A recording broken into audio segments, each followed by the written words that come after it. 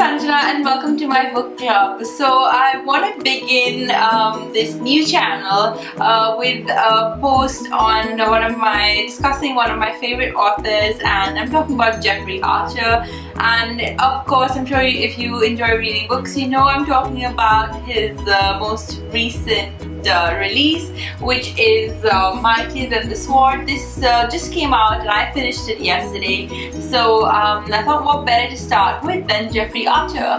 And I'm a big Jeffrey Archer fan, so I think put that out right in the beginning, and I'm sure there are millions of other people who share the same sentiments. And I particularly enjoy his Clifton Chronicles. This book is the 5th in the series, and it comes after Be Careful What You Wish For, and that's exactly where this book takes off from. So if you've read that book, you know it ends with the explosion on the cruise liner that's headed to New York, and that's exactly where this book picks up from. Now, I've read almost all of Jeffrey Archer's books, and usually what happens is that I start reading and I only want to start reading on the days that I know I'm not too busy. And in the past, I remember my mom used to be like screaming because she'd be like, "Where have you disappeared? I haven't seen you all day," because I would forget to eat and would forget like anything else. I would just want to know, like, you know, what happens in the end. So I would read the books pretty much from start to finish, and I guess it's that thrilling storytelling that people love Jeffrey Archer so much for. So the first thing I'm going to say, sadly, is that this book didn't begin with that sort of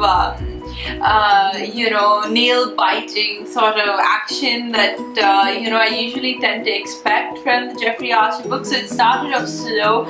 So I think the first couple of chapters I was not as engrossed. Like, I read it and left it, and then I came back to it, and which almost never happens with me. I mean, once it started, I just want to get to the end. And after the first couple of chapters, the book really picks up, and then it becomes, all of those gripping things that we expect from Jeffrey Archer. It's got all of those elements, and like, I want to make sure I don't give away any of the story. So all I'll say is that you have obviously Harry and Emma Clifton and everything that's going on in their lives. Sebastian Clifton, his character gets quite a bit of a role, if I may say so, in this book, and he's turned out to be quite a What is wrong with me today? He has turned out to be quite a surprising character for me. And of course, you've got the usual suspects, which is Alex Fisher and Lady Virginia causing all the trouble. So yeah, there's lots going on in the Clifton family drama. And the part of the book that I really enjoyed was in the second half, when there are two court cases happening, very different court cases happening. You've got Emma with the Lady Virginia on one side, and you've got Harry Clifton embroiled in his troubles.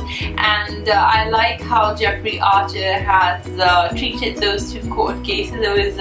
Those are I think the best chapters of the book, and it's a great read. I think once you get into the story, then it really grips you. It's a great read, and I'm so annoyed because once again it leaves you in this like abrupt ending where I'm just like, what just happened? And obviously I want to know more, and then it tells you that yes, there's going to be a 6th one that's going to be coming out next year, and you just have to wait. So all in all, a really good read, and if you enjoy Jeffrey Archer's books, you're going to enjoy this one, and you pretty much have to read this one if you also invested all that time reading the Clifton Chronicles. So this wasn't the best, but it was still quite good. So yeah, I hope you enjoyed watching this video. Please leave your comments below. If you've read the book, I'd love to know what you thought of it, and if there's any books that you'd like to recommend, please do leave that in the comment section as well. Thank you so much for watching, and I'll see you next time.